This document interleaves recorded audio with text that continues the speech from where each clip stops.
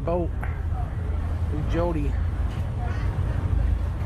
All those fishing boats come in and we are still going out. We got the crate. So, what? I'm trying to talk, so I'm pulling this down just for a second when I talk. If you need anything, let us know. If you get a chance, So you're supposed to wear a mask on the while you're inside the boat here. I pulled my mask down for a second so I talk to the camera, and Jody's telling me the rules. Put your mask on and then you cough. I don't know what she's saying, but so we're heading out to Dry Tortugas. I don't know if I'm saying that right. Tortugas. There, I got it. Tortugas. There's a picture of the boat right there. So anywho, we're heading out to Dry Tortugas. Make sure I say that right so I don't get scolded. But it's pretty windy, as you can see that woman's hair up there blowing off her head. It's supposed to be really rough seas. They gave everybody the option of canceling, get their full refund, but this is booked up for several months and we don't know when we'll be back, so we are going to do it anyhow. So we took some seasickness medicine and we're going for it. You see there's a lot of empty seats, so probably half the people bailed, which is fine with us. It gives us the option of having 2 sandwiches for lunch instead of 1, since they've already brought food for everybody. So anyhow, the captain was just mentioning that all the shrimp boats have come in and anchored because it's too rough out there for them, but we're just gonna, I don't think I'll get seasick if it's an up and down motion. If it goes back and forth sideways, then it might be a little dicey for me, but we'll see. They also said that once we get about halfway to start getting even worse, the seas will be 10 to 12 foot, which is borderline where they cancel the tour completely. So we were debating whether or not to go, but these 2 older women in front of us are like in their 80s and they said they'll go. So I figure if they can handle it, I can handle it. So we'll see. We're on a boat. I got my mask off. So we are getting close to Dry Tortugas. Whatever. We're getting close to the island. And we are so there's white caps out there. It's like 10 to 12 foot waves, I guess. Don't know if you can see them or not. But right before I started the filming, we went airborne, I'm sure. There's people, they gave us vomit bags here. Some people, I haven't seen anybody use one, but I heard somebody using one just a few minutes ago. So they were giving everybody the option of getting a full refund and rescheduling, but whoa.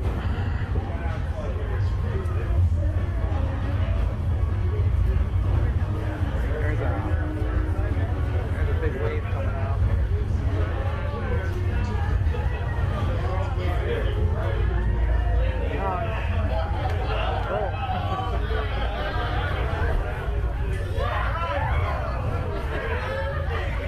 It's like a roller coaster.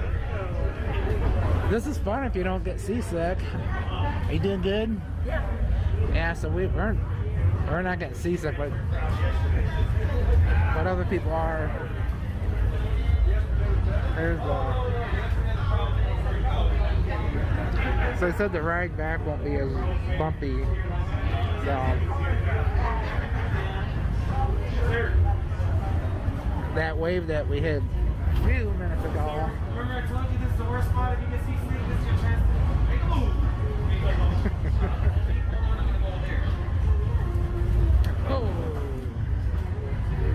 So there are people up front the closer you are to the front, the more bumpy it is.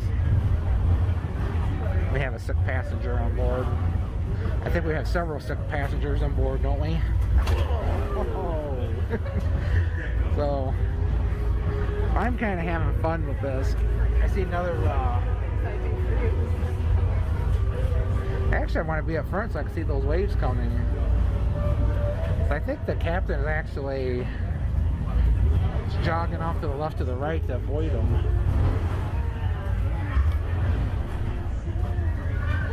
Yeah, somebody had the cruise. I'm not gonna film that guy, but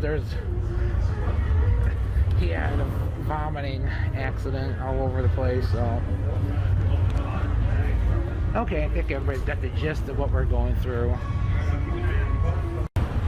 We're wearing masks because of COVID, but the good thing about wearing the mask is that you can't smell the vomit, because I could smell vomit. So I had COVID a year ago. My smell still messed up a tiny bit. That guy's literally walking around with paper towels and vomit bags cleaning up puke. So we got 10-foot seas, 10-12-foot seas, they said.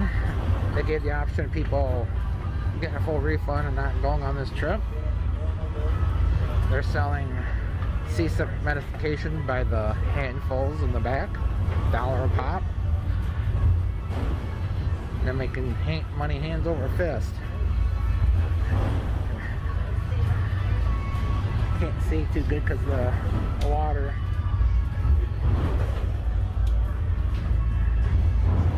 So we were going along and we could see this wave coming at us, and that thing looked as high as the boat. And the boat captain swerved to the left a little bit and to the right over there. You can literally see the wave. I swear it was high as the boat went flying by. Everybody in the boat goes, whoa! But we've gone airborne a couple of times where you could feel ourselves go in the air and then come slamming down. But we're gonna have fun today. We made it to Dry Tortugas National Park. Right there. We need to get a selfie there. So the ride was an adventure, like 8 to 12-foot seas, they call it, up and down. They're I was saying that I haven't seen so much vomiting going on since Jody gave up drinking. Oh, whatever. There was a lot of people puking. Oh, we're standing from the side. So yeah, there's a moat going on around there. So we're going to take a tour here pretty soon. We dropped our stuff on that picnic table over there. I might not need my sweatshirt. Might take that off too. You take your sweatshirt off. Well, you went on. So this is like 70 miles from Key West. 2.5 hours of roller coaster ride. So the water's not too bad around here because it's more shallow and closer to land, but it was quite the adventure. So on the end there, that extrudes out on that middle story, was the prison cell area of Samualmudd. He was sentenced to prison and then did 4 years here at Dry Tortugas. Do you know why they call this? You know how I got its name, Dry Tortugas? Yeah. Spanish named it Las Tortugas, and then the British changed it to Dry Tortugas because there was no water here. And Tortugas means turtle. Yeah, there's no water here. There are lots of turtles here. What do you mean there's no water here? There's water everywhere. Fresh water. So, yeah, I'm going back inside. So they have this moat around. Apparently served a couple purposes. It's where the sewage ran, and then the tide would come up above there, and then I rinse it out and carry it back out to sea. But after they built it, they realized the tide didn't rise this much. and the design. And so then it still served as the sewage, but apparently it didn't drain out, and then it stunk like sewage. So, all right, we're going back inside and up on top. Dr. Mudd. So Dr. Mudd was the guy who helped John Wilkes Booth. Well, let's get this straight. He set his leg, and you guys can pause this video and read all about it. But if you don't have time for that,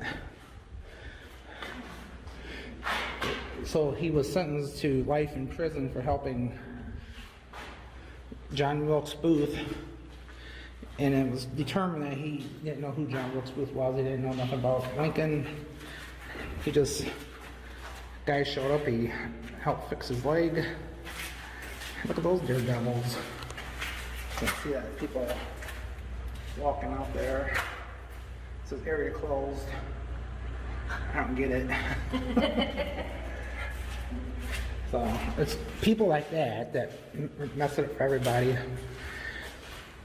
So samualmudd, I don't know if I finished my story or not. So set John Wilkes Booth's leg. They thought he was in on it, got sentenced to life. He ended up only doing 4 years. Andrew Johnson pardoned him, but it still didn't clear his name. And while he was here, this was a prison. I think there was something like 400 prisoners, maybe 800 people. I don't know the numbers, a lot. And people were getting yellow fever and dying from mosquito bites.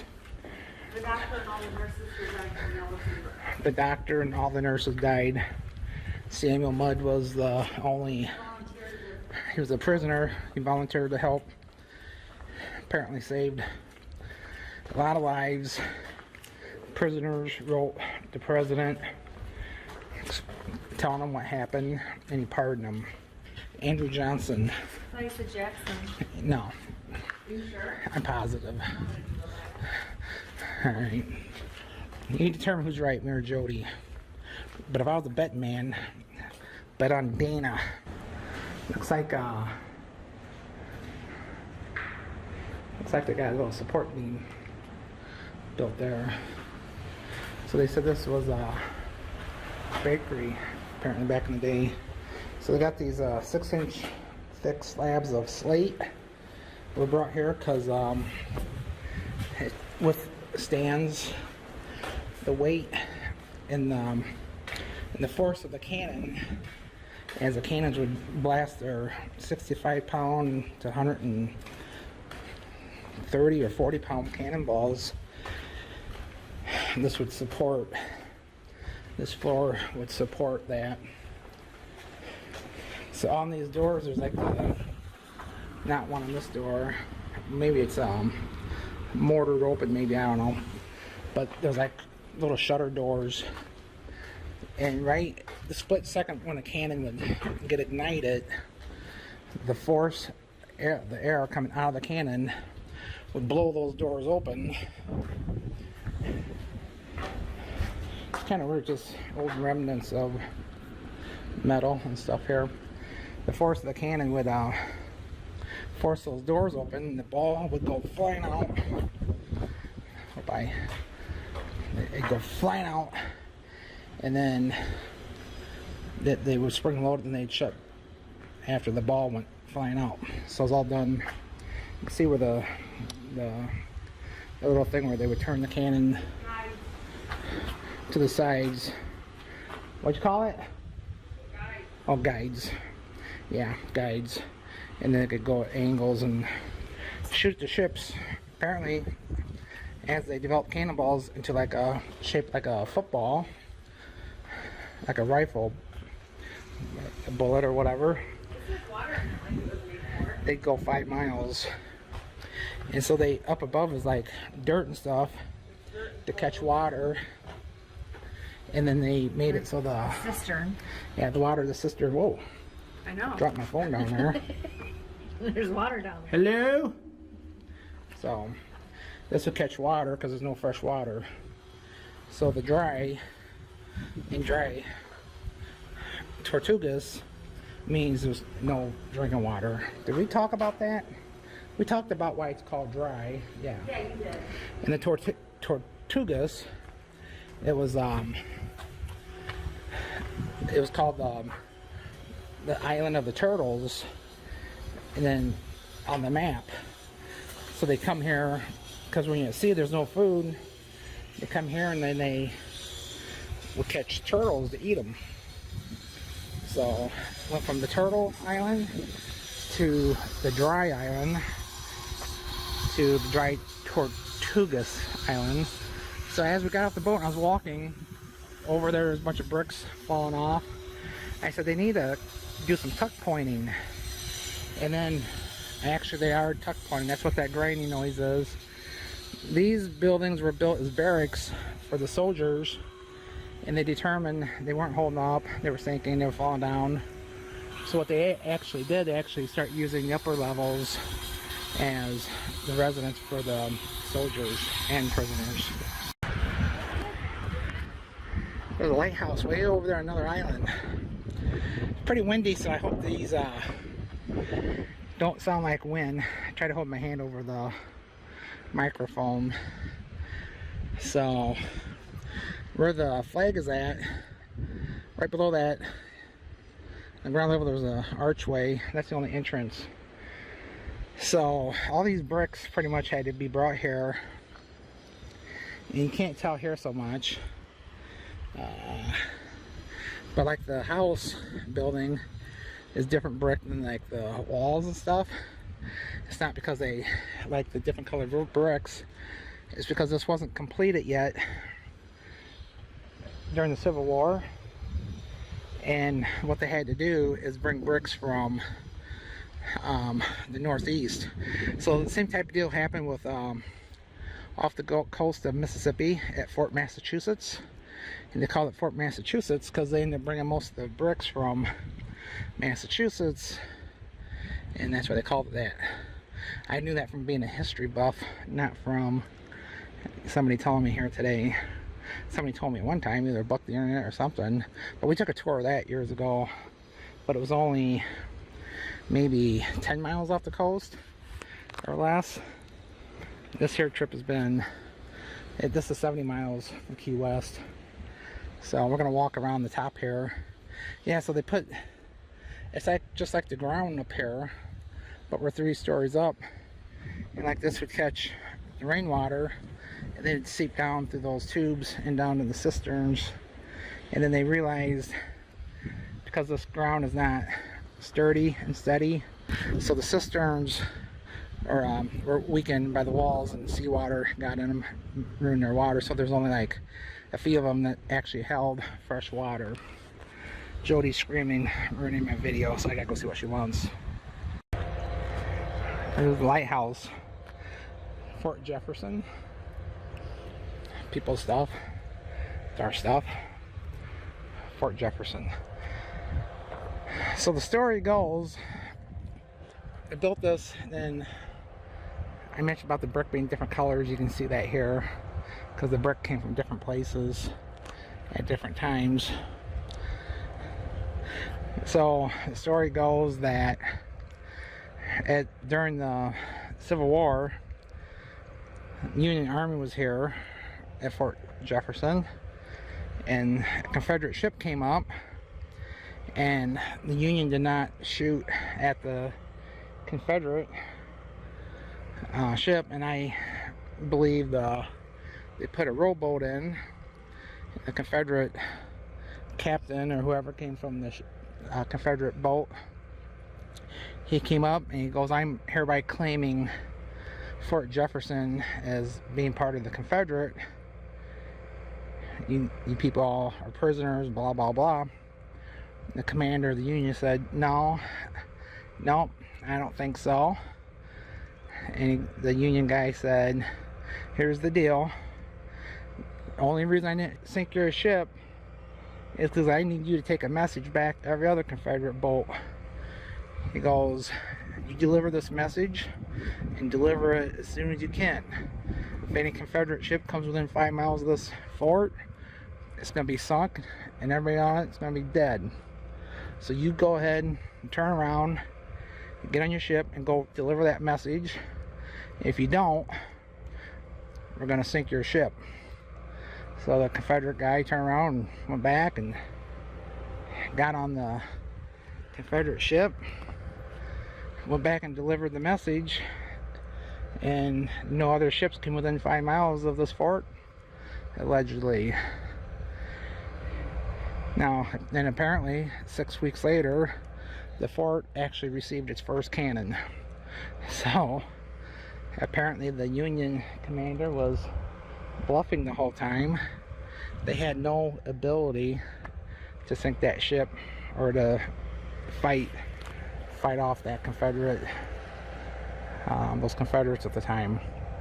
I don't know if that story is true or not true. You'll have to Google it and find out. Okay, we're going to take a walk on that beach here in about 2 minutes. It's pretty windy, so I don't know how good this come out. Fort Jefferson over there. So on my right is the Gulf of Mexico, and on my left is the Atlantic Ocean. And I'm going to turn around, it's going to be awful noisy.